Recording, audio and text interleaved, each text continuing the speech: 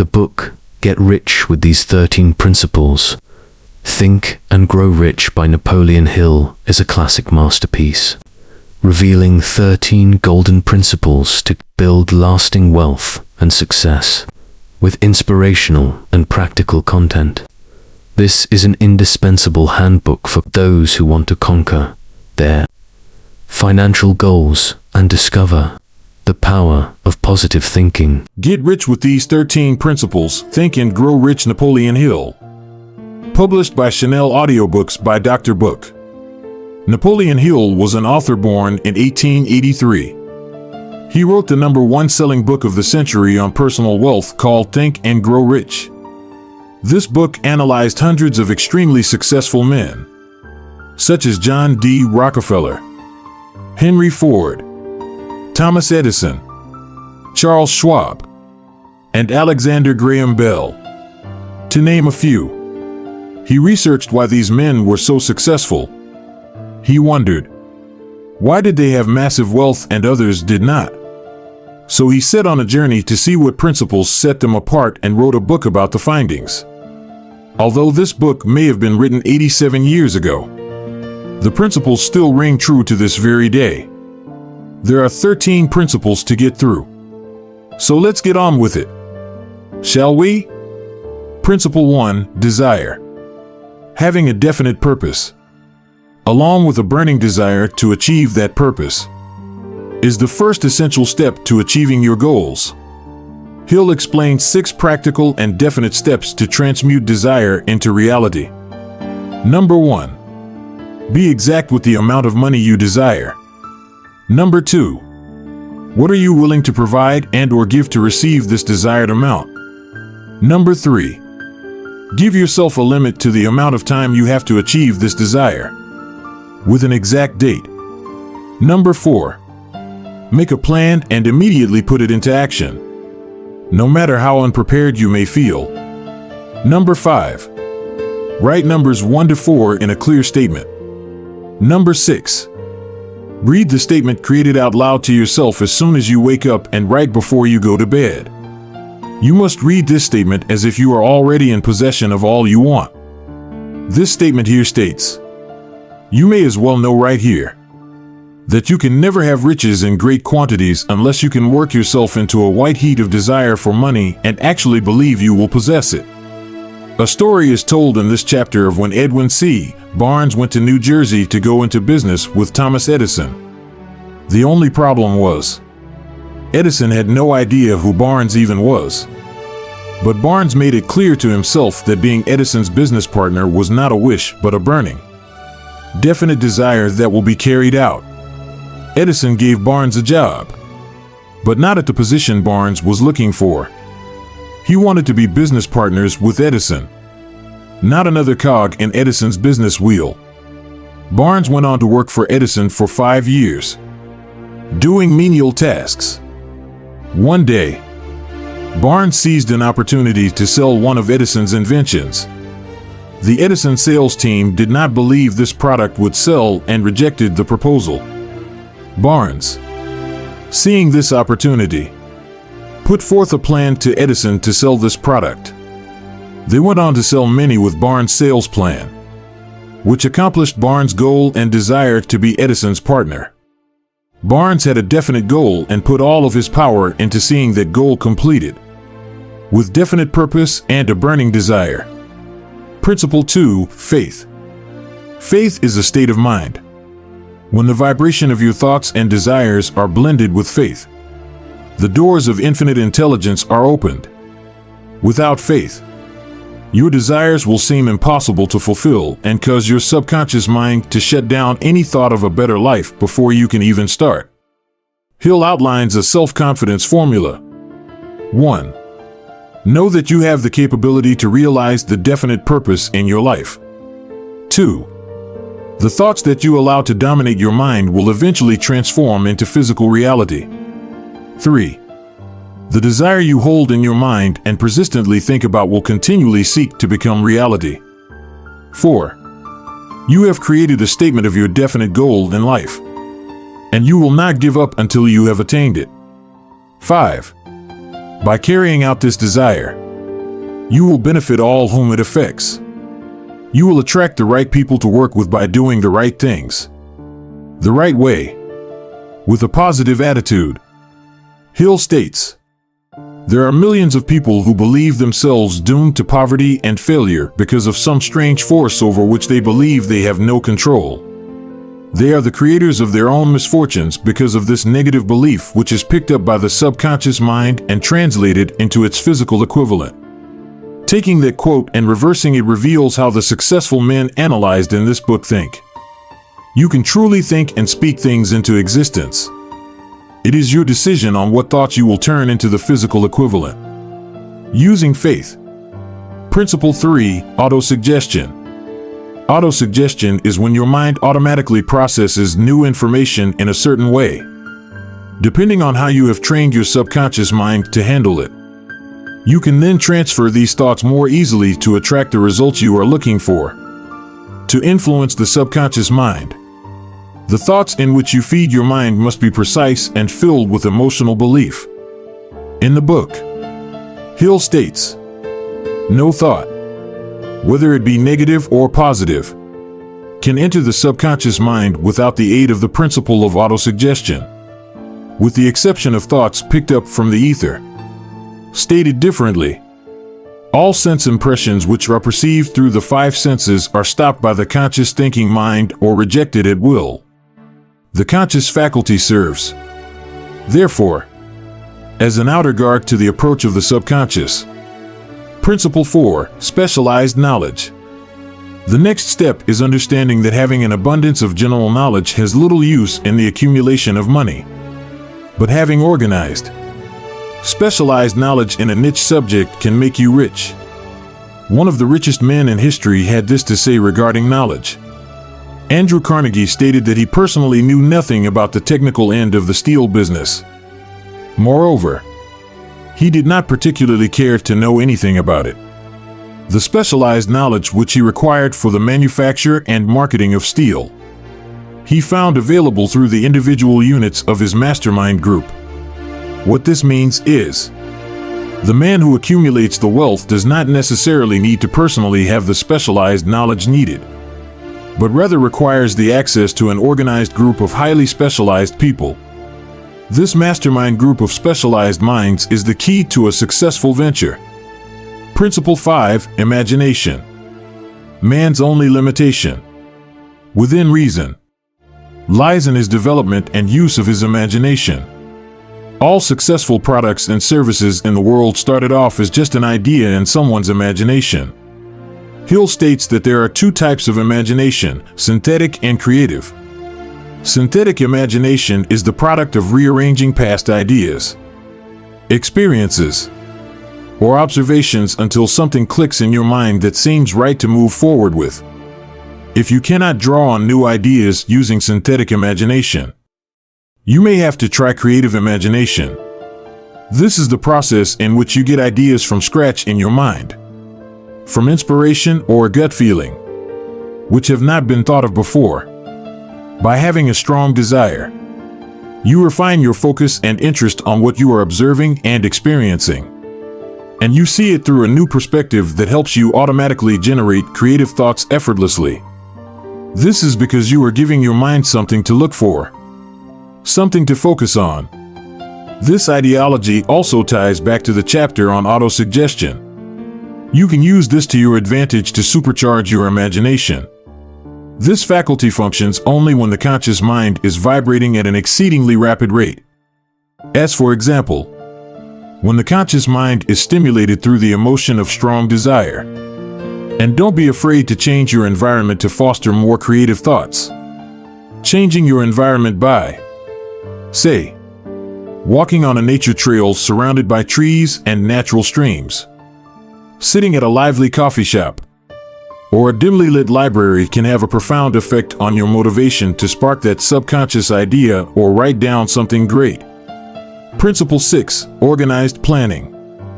The next step to turning desire for money into its physical equivalent is to form a definite and practical plan. Hill lays out 4 points to keep in mind. A. Merge yourself with a group of as many other minds as you may require for the carrying out of your plan. in return for the group's help with carrying out your plan. Determine what they will receive in return. No person with specialized knowledge will work for free, although what they wish in return may not be in the form of money. It may be the help on something they are working on or an interest in the company. For example, C. A meeting twice a week or more with all members of the group is necessary until a precise plan has been created. D. The harmony between yourself and the members of your mastermind group must be perfect. If it is not, a solution is to be found promptly, so everyone is on the same wavelength. No follower of this philosophy can reasonably expect to accumulate a fortune without experiencing temporary defeat. If defeat comes, it is because your plans were not sound. It is imperative that you adapt and change your plans and redirect your mastermind group until you are met with success. A quitter never wins, and a winner never quits. Most great leaders began in the capacity of followers. They became great leaders because they were intelligent followers. Leadership requires 11 major attributes. 1. Unwavering courage. 2. Self-control. 3. A keen sense of justice. 4. Definiteness of decision. 5. Definiteness of plans. 6. The habit of doing more than paid for. 7. A pleasing personality. 8. Sympathy and understanding. 9. Mastery of detail. 10. Willingness to assume full responsibility. 11. Cooperation. The most intelligent man living cannot succeed in accumulating money, nor in any other undertaking, without plans which are practical and workable. Just keep this fact in mind, and remember, when your plans fail, that temporary defeat is not permanent failure. It may only mean your plans have not been sound. Principle 7. Decision. Reaching sound decisions quickly and definitely is the next step toward riches and becoming a great leader. When you know what you want, it is easy to make a decision quickly. Do not mistake this with impulsive thinking with no purpose. Seek counsel from trusted advisors when needed, but ultimately it is up to you to make a prompt and definite decision when required. Lack of decision is one of the leading causes of failure. Remember, procrastination is the enemy and the opposite of decision. Analysis of several hundred people who had accumulated fortunes well beyond the $1 million mark disclosed the fact that every one of them had the habit of reaching decisions promptly, and of changing these decisions slowly, if and when they were changed. Everyone has a flock of opinions ready to be wished upon anyone who will accept them. If you are influenced by opinions when you reach decisions, you will not succeed in any undertaking, much less in that of transmuting your own desire into money. In other words, if your thoughts and decisions are constantly influenced by others' opinions, you will not stay on the track of fulfilling a life of your own desire and purpose. Principle 8. Persistence. The next step toward riches is persistence.